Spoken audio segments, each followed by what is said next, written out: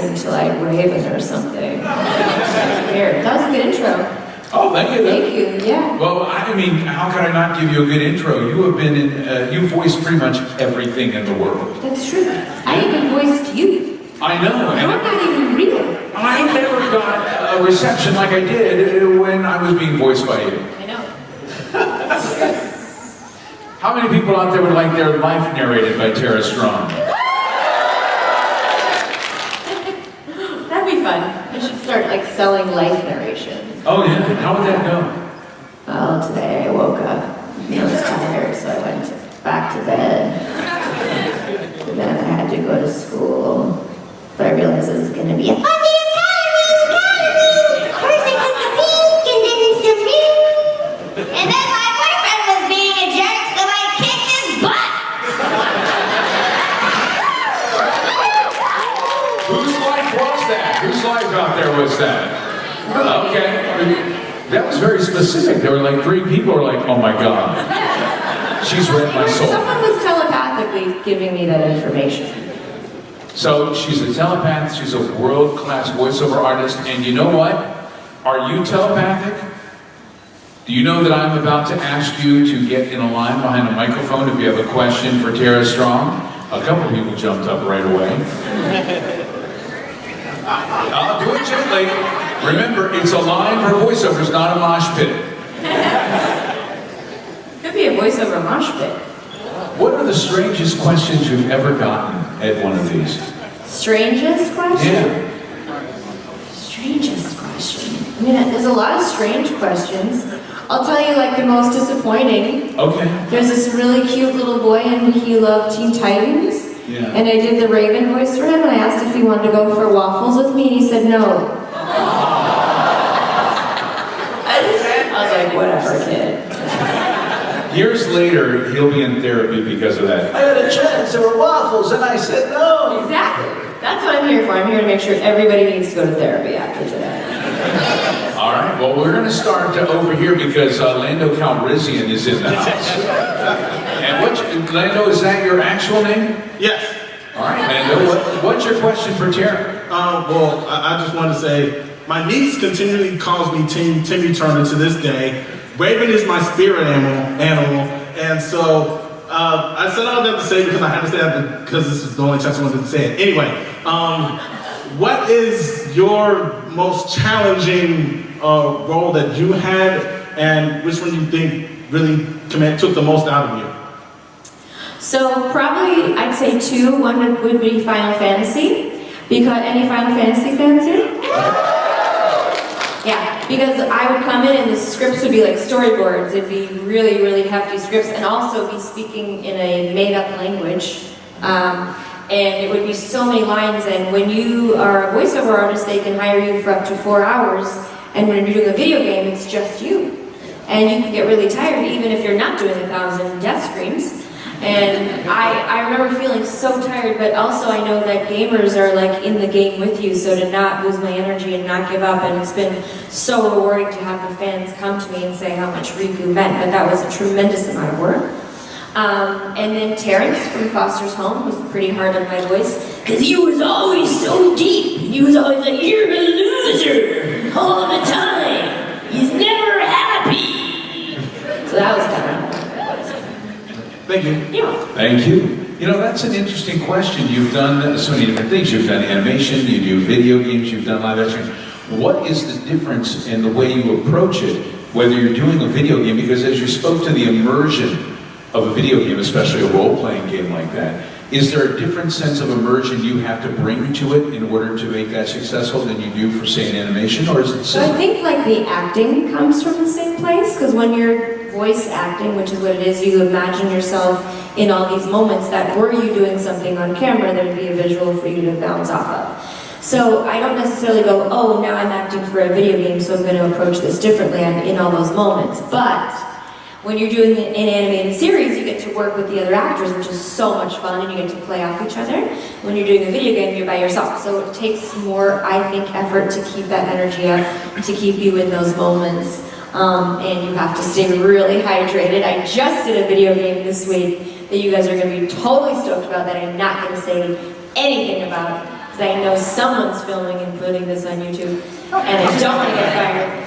But it was like a lot of death sounds and a lot of fighting sounds, and it's just you, so it's very tiring, but it's worth it to meet all you guys. That's all. Yeah. You know you're working with someone who's just started in the industry when they ask you to do all the death sounds first, right? Yeah, you say no. Yeah. All right, let's move over to this line. What is your name? Julian. What was that? Julian. Everybody say hi. What's your question? This is the second time already. So, what are your thoughts on the voice actors that are primarily known for doing anime that range from, just to drop a few names, Johnny Young Bosch, Todd Haberkorn, and like Robbie Damon to like Jeremy Lee, Wendy Lee, and even Cassandra Lee Morris? Well, you know, anime is a lot more work than doing original animation. You have to watch something that's already been animated in another language, match the lip flaps with your own acting beats and whatever words they want, and it's much more challenging from an acting standpoint.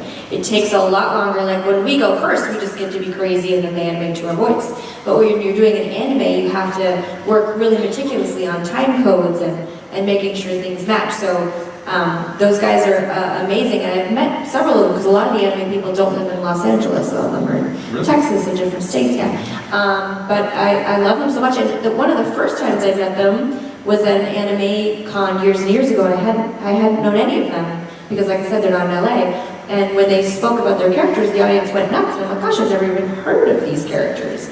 So there's such a huge fandom for anime, and any anime that I've done is really well received too. I love being in the Miyazaki films, and you know, Spirited Away is like such a beautiful movie. So I give kudos to them for doing it all the time because it's tremendous work.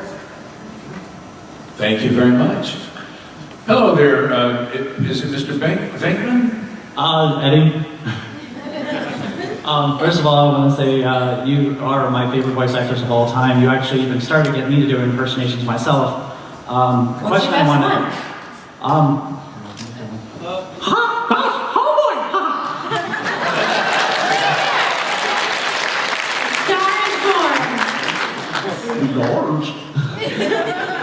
But anyway, you voiced Kylie Griffin on the Extreme Ghostbusters, and my question is, how do you feel that your character, Kylie, has been embraced by the Ghostbusters community as a fan favorite? And would you like to see her in the live action? Yeah, that'd be fun. I'd like that series to come back too. It was such a good series. And to have one of the Ghostbusters be a female, she was the first female, to have a Ghostbuster in a wheelchair, to have these amazing people coming together and be heroes that aren't necessarily on other shows doing this kind of amazing superhero stuff was so cool. And I love, there was a really great Kylie cosplay at a con I did recently, and it was this gorgeous drag queen. I mean, he was just beautiful, and it was so meticulous. Like, kudos to all you guys that can make your own costumes. I mean, I can rock them, but I can't make them. And these guys were just, he was amazing. So I love that it's inspired people too. Awesome, thank you. Thank you. Hi, what's your name? My name is Amani. Hi, Emily. Hi. My question was, who are your favorite and least favorite people to voice and why? My least favorite people to voice. Well, that time you did me, that would, you know. I hated doing you. That was terrible. My least favorite. I guess if it's like not a very memorable character, like if it's someone that has one or two lines, because the other thing for voice acting is they have one actor for up to 3 different characters, which is why most successful voice actors are very versatile. So they'll often say, oh, there needs to be a little boy in the scene, or a little girl, or can you be the male person, or whatever it is. So I guess maybe some of the less memorable characters would be my least favorite. And my most favorite was Melody from The Mermaid 2, because I got to sing with Jodie Benson, and it was a dream come true, and I could have died the next day. When you have those little roles, and they're small things, do you find yourself not wanting to use certain voices that you may want to hold back for something that's a little more meaty? How do you make them different from the other characters that you do, but not necessarily use up that intellectual property, that character, on something that may not come back? There is no using up. in this brain. You know, it's funny. I can't really explain it, but when I get a new character or a drawing of a new character, like a new voice will just come to me. And I do all my first auditions in my home studio, so I get to make it perfect before it goes out. I like to self-direct. Not everybody does. And the same goes for incidental characters. They'll just have a description of the character, and you read the script, you read the stage directions, so you know what's going on. Some new person comes down to play. Yeah. Yeah. Cool. All right. Hi, what's your name? Hi, my name is Eric. First of all, I want to say thank you so much. You've made my childhood wonderful, and I've enjoyed it as years to come. My question for you is, you've done dozens of characters over the years, some more bubbly than others, like Bubbles and Timmy Turner, and some more dark and demented, like Harley Quinn and Raven. But has there ever been a time where you've not done a character because the plot was either too confusing or you decided to hold back on it for a while, and if so, then why?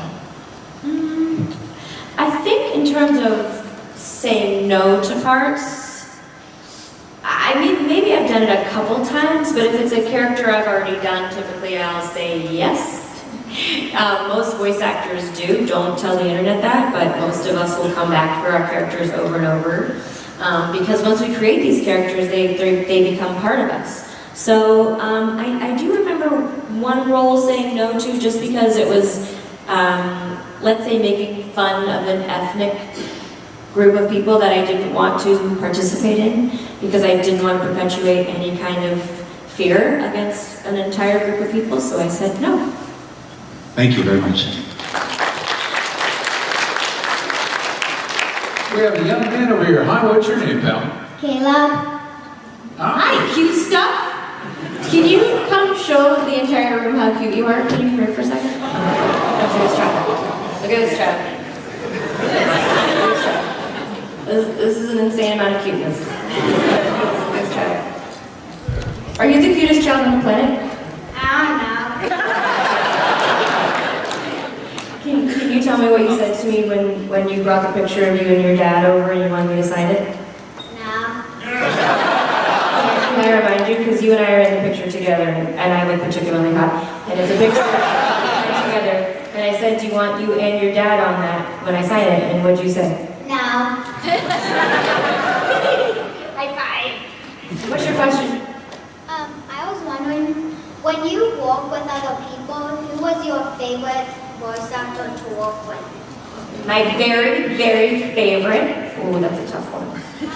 I really liked working with this guy named Mark Hamill. Have you heard of him?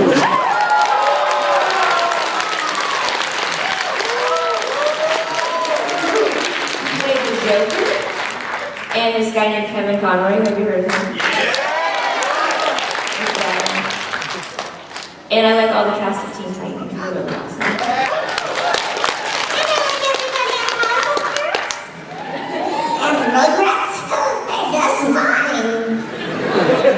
I guess I like everybody. It's a good question. Bye. Back to it. I'm gonna eat that child later. So delicious. That's awesome. Well, that's a lovely hat. And what's your name? My name's Kate. I am a teacher of high schoolers with autism, and my favorite student of the past 3 years, when I told him I was going to see you this weekend, smiled bigger than I've ever seen him smile, and I told him I was going to ask a question for you, a question of you to report back to him. What character would you have liked to voice that you didn't? Something on The Simpsons because of the paycheck? But can you tell him that I wish he could have come to meet me today? I will. And do you want to take a picture with me to show him that you did? I would love to. He would love that.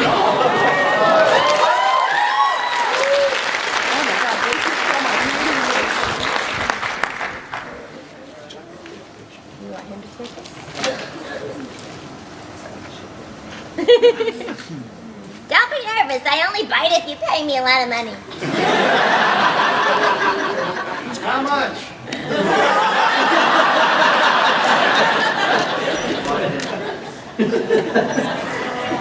Thanks.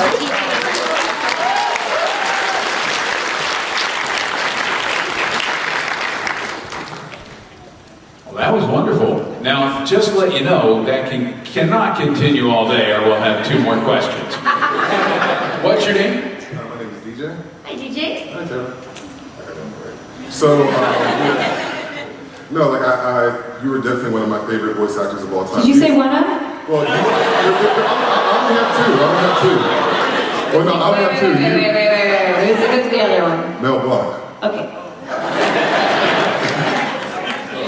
So, yeah, you've done so many voices. I just, the way I found you, just because, you know, like as a kid, I'm watching cartoons, and I constantly see Tara Strong, Tara Strong, Tara Strong, Tara Strong, like in the credits. So I had to go and Google you because, well, I had to go and look you up one time because I'm like, okay, what does your voice really sound like?